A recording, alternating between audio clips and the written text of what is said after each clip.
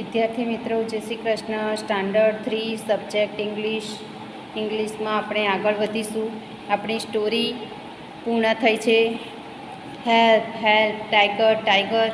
હવે આજે page number 75 પર ડેટ લખી નાખીએ 18/9/21 ડે સેટરડે. હવે અહીંયા પણ એક સ્ટોરી છે, the ant and the dove. The ant and the dove. હવે એક સ્ટોરી છે, કોની છે?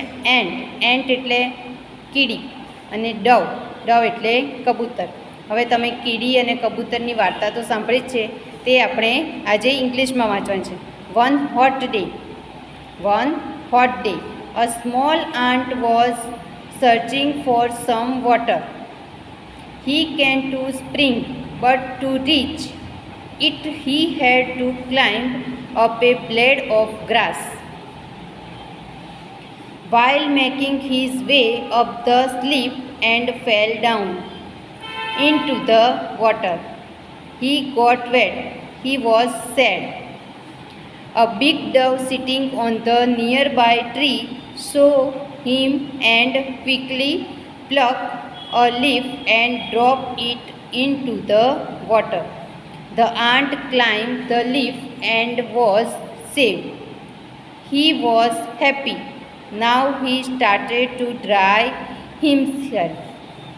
હવે આ સ્ટોરીમાં શું કહ્યું છે ખબર છે કે એક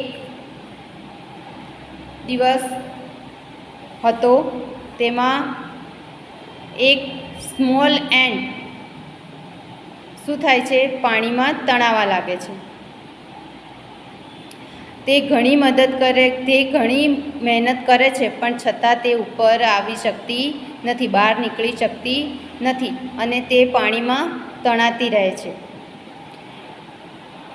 તે પાણીમાં અંદર જ જતી જાય છે. તે બહાર આવવાની ઘણી કોશિશ કરે છે, પણ છતાં આવતી નથી. He was sad. તે ખૂબ જ ઉદાસ થઈ જાય છે કે હવે હું શું કરું, મારાથી બહાર નીકળાતું નથી. A big dove sitting on the nearby tree. એક કબૂતર ક્યાં બેઠું હતું? તો કે બાજુના ઝાડ ઉપર બેઠું હતું અને તે જોતું હતું કે કીડી કે એન્ટ છે તે શું થાય છે? તણાવા માંડી છે, પાણીમાં જાય છે. તો તેણે ક્વિકલી એટલે જલ્દી એક લીફ તોડીને, લીફ એટલે પાન તોડી અને તેની પાસે ફેંક્યું, ડ્રોપ કર્યું અને વોટરમાં, પાણીમાં. પછી શું થયું?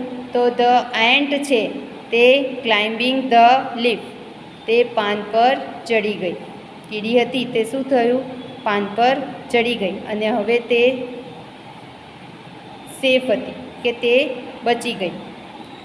હી વોઝ હેપી. તે ખુશ થઈ ગયો. Now he started to dry himself. અને તે તરતું જ્યારે નદી કિનારે આવી ગયું તો ત્યારે તે બહાર આવી ગયું.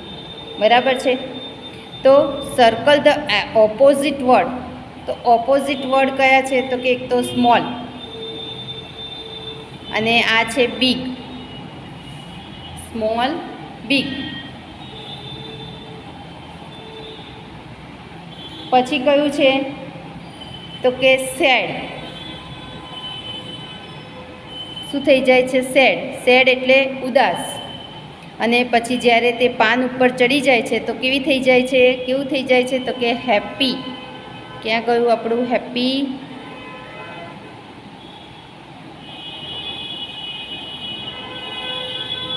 હી વોઝ હેપી. આ એનું ઓપોઝિટ છે.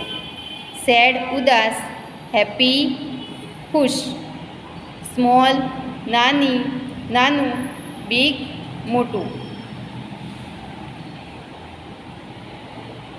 પછી આવે છે અપ અને આ છે ડાઉન. અપ એટલે ઉપર અને ડાઉન એટલે નીચે. બરાબર છે?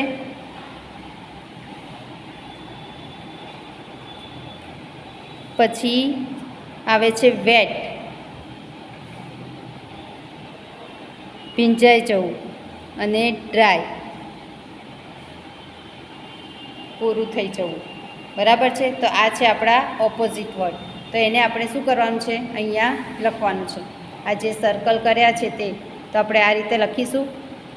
પહેલાં બિગ તો સ્મોલ,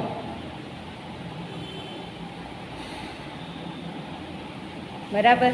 હવે બીજું લખીએ અપ એન્ડ ડાઉન. શું લખવાનું છે, અપ એન્ડ ડાઉન.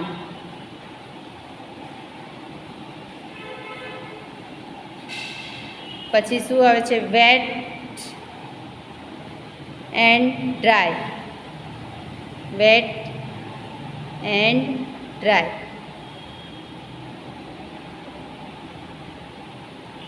અને એના પછી શું આવે છે, સેડ હેપી. અહીં આપણે લખી નાખીશું હેપી એન્ડ સેડ. તો આ આપણા ઓપોઝિટ વર્ડ હતા. બરાબર છે. બિગ મોટું, સ્મોલ નાનું, અપ ઉપર, ડાઉન નીચે, વેટ ભીંજાયેલું, ડ્રાય કોરું, હેપી ખુશ, સેડ ઉદાસ. તો આ રીતે વિદ્યાર્થી મિત્રો તમારે સ્વાધ્યાય પોથીમાં big small, up down, wet dry, happy sad, તો આ તમારે નોટબુકમાં 5-5 વાર લખી અને તૈયાર કરવાના છે. પેજ નંબર 75 પરની સ્ટોરી પહેલાં લખવાની છે. નોટબુકમાં પહેલાં સ્ટોરીનું નામ લખવાનું છે, the ant and the Dove. Story આખી લખી અને પછી આપણે જે આ રીતે અંડરલાઇન કરી છે તે અંડરલાઇન કરવાની. રાઉન્ડ સર્કલ કરવા હોય તો સર્કલ પણ તમે કરી શકો. અને આ રીતે ઓપોઝિટ વર્ડ લખી અને એક એક સ્પેલિંગ તમારે 3-3 વાર નોટબુકમાં લખી અને તૈયાર કરવાનો રહેશે.